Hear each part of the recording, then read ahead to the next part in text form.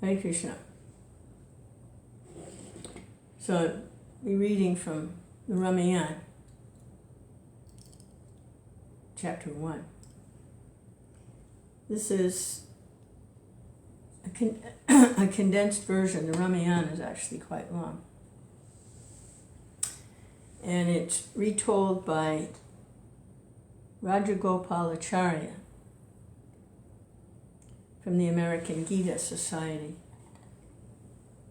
Now, it's presented like a drama. There really isn't any devotional commentary, but they seem to have been able to at least record nicely the actual activities. It's not particularly an ecstatic devotional presentation, but it is an account of the Ramayana, the pastimes and activities. So, Hare Krishna. You can read from the author's preface a little bit here. He says, the Bharatiya Vidya Bhavan has added to the debt of gratitude owed it by undertaking publication of the version of Tamil Ramayana. They achieved great success in the distribution of my Mahabharata book, and I trust this book of the story of Rama and Sita will receive similar welcome. He considers it like mythology.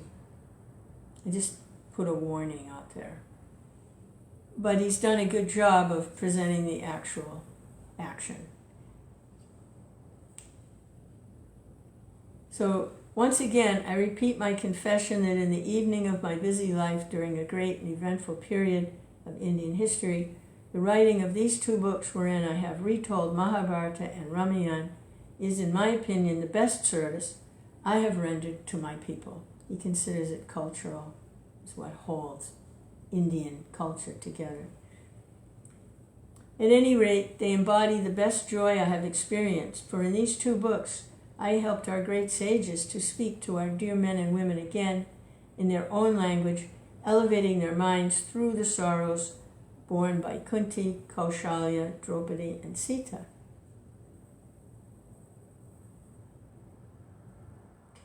So he's very much in tune with these sufferings of Kunti, Kosala, Draupadi, and Sita. The real need of the hour is a recommunion between us and the sages of our land so that the future may be built on rock and not on sand. In presenting the English version to a wider circle of readers,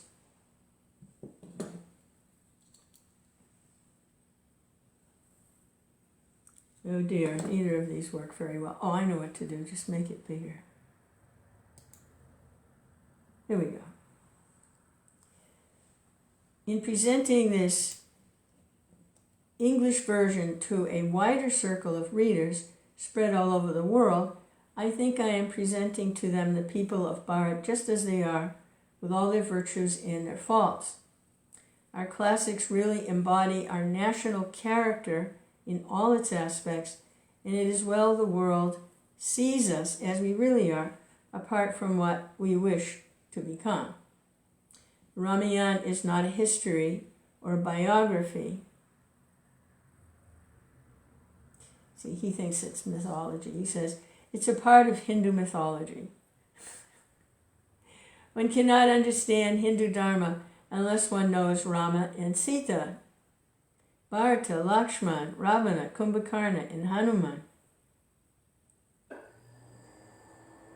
Mythology cannot be dispensed with. He's calling it mythology, but we know better. These are transcendental pastimes. Perhaps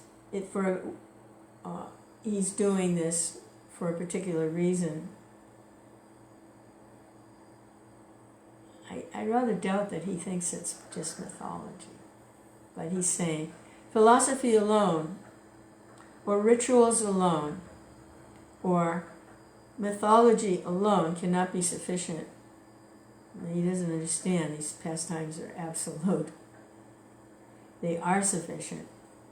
These are the three stands of our ancient religion: the attitude towards things spiritual, which belongs, he's probably an impersonalist, which belongs to a particular people, cannot be grasped or preserved or conveyed unless we have all three.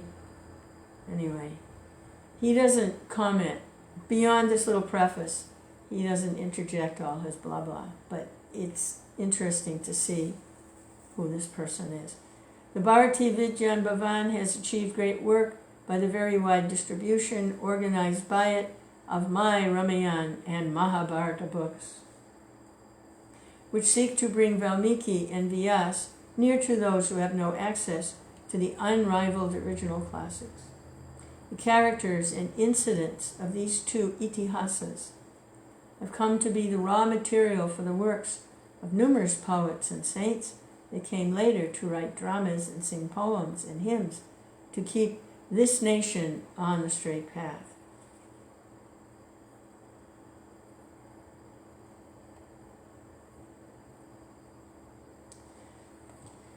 He's a bit of a nationalist also.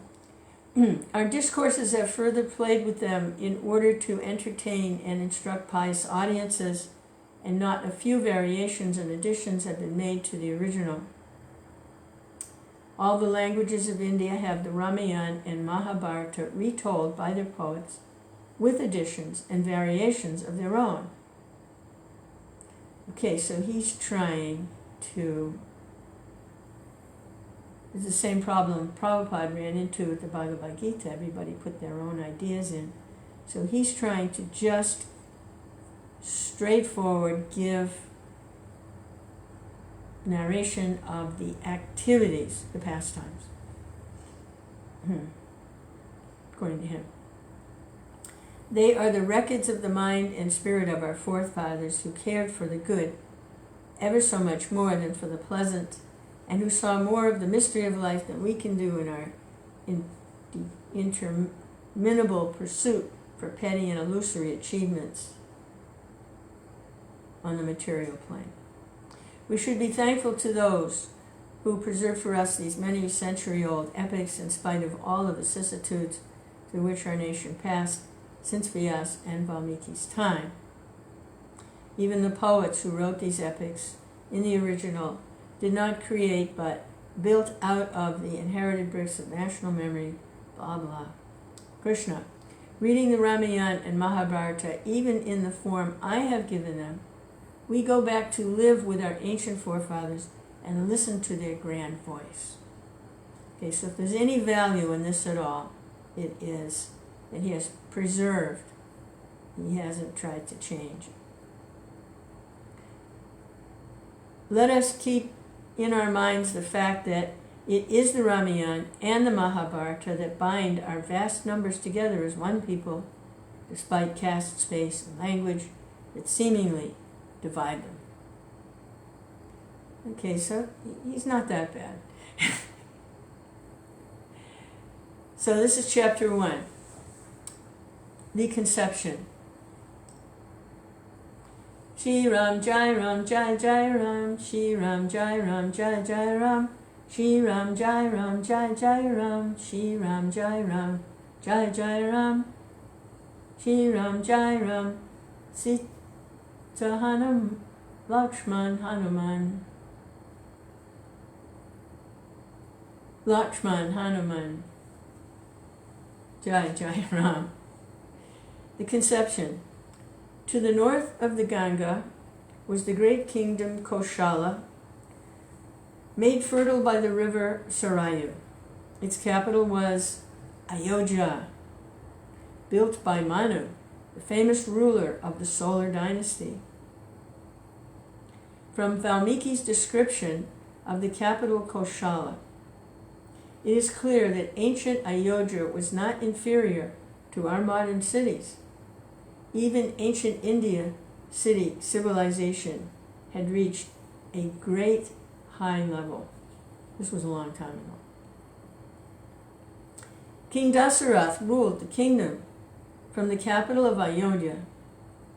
He had fought on the side of the Devas, and his fame spread in the three worlds. He was equal of Indra and Kubera. The people of Kosala were happy, contented, virtuous. The land was protected by a mighty army, and no enemy could come anywhere near. It contained forts with moats around them, as well as many defensive installations, and true to its name, Ayodhya, defied all enemies. Ayodhya means that which cannot be subdued by war.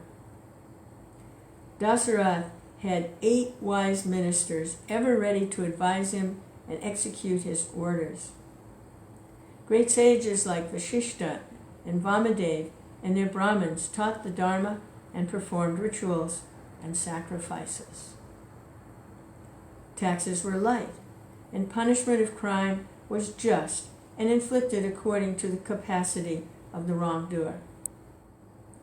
Surrounded by the best counselors and statesmen, the king's splendor shone as the rising sun. Many years rolled smoothly by. In the midst of all of this prosperity, Dasaratha had one regret. He had no son. One day, in early summer, he thought of performing a horse sacrifice for progeny. He consulted his religious masters, and on their advice got sage Rishi Shringa. Wow. Rishi Shringa.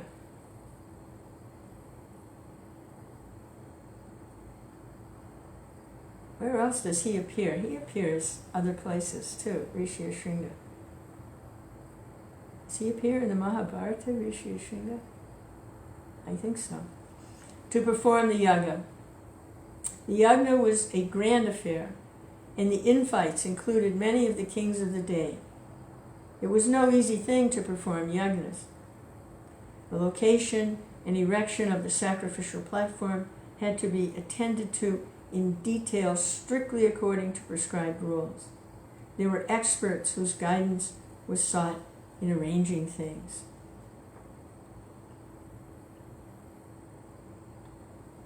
Reminiscent of, in the Old Testament,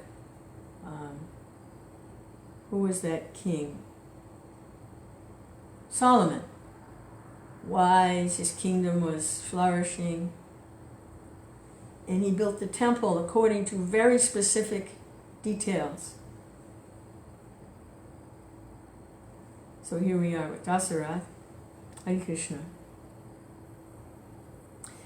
It meant the building of a new camp or city capable of accommodating tens of thousands and providing hospitality and entertainment for the invitees, who included the princes and sages of the land. In short, yagnas in those days were something like our present-day state-sponsored big-scale conferences and exhibitions. When all arrangements were complete, the ceremonies were set in motion strictly as enjoined by the Shastras. Contemporaneously with the yagna in Ayodhya, there was a conference of the Devas in heaven. The Devas complained to Lord Brahma that Ravana, king of the demons, drunk with the power acquired by the boon granted to him by Brahma, was causing them untold misery and hardship. They represented to Brahma, "It is beyond our capacity to subdue, conquer, or kill Ravana. In the security of your boon, he has grown wicked and insolent and ill-treats all, even women. His desire is to dethrone Indra. You are our only refuge, and it is for you to devise a method by which Ravana can be slain and his despotism ended." Brahma knew that he had granted to Ravana the boon prayed for him, that he should be invulnerable and invincible against Devas, Asuras, Gandharvas, and other such beings. Kind of like what happened with Hiranyakashipu. In his arrogance, Ravana did not care to ask for security against mankind. As Brahma revealed this fateful omission, all the gods rejoiced and turned to Vishnu. Absolutely surrendering themselves to Hari, the Devas begged him to be born as a man and put an end to Ravana and his atrocities. Hari agreed and assured the Devas he would be born as 4 sons of King Dasaratha, who was then performing a sacrifice for progeny. So he appeared in, like Chaitanya Mahaprabhu appears in 5 features, similar. Lord Ram would appear in 4 features with 3 brothers. Lakshman, Shatrughna, and Bharat.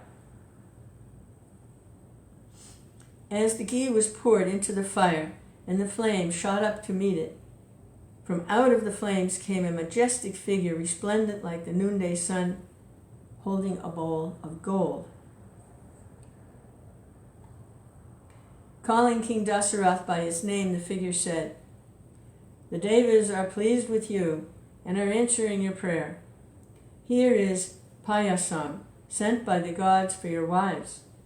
You will be blessed with sons if they drink this divine beverage." With joy unbounded, Dasaratha received the bowl as he would receive a child, and distributed the payasam to his 3 wives, Kosala, Sumitra, and Kaikeyi.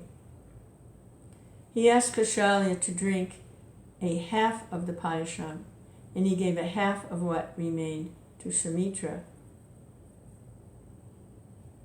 Half of what was then left was drunk by Kaikeyi, and what remained was given to Sumitra again. Oh, so they're doing half and a half and a half and a half until it's gone. Dasaratha's wives were happy, even as a beggar suddenly coming upon buried treasure, and in the due course, all of them were expectant mothers. Hare Krishna, Krishna Krishna, Hare Hare, Hare Rama, Rama Rama, Hare Hare, Hare Krishna, Krishna Krishna. So that's chapter 1. To be continued. Lance wants to know what's the name. I'll put the link under the video. It's his name is Rajagopalacharya, and actually Prabhupada was asked about him, and Prabhupada said that he didn't recommend him, and I can understand why, because he's not in line of succession, but he's if you look at it as a dramatist, not as he's got the action, and it's condensed. It's easy to follow the storyline with him. So, Hare Krishna. The Prabhupada didn't recommend him to the devotees to study like it was Vaishnava literature. It's like reading a drama, because that's how he's presenting it, like a story. But he has the details down, so Hare Krishna. Hare Krishna, Hare Krishna. The author doesn't recognize the absolute nature, or at least he doesn't express that he's just telling the story. Hare Krishna.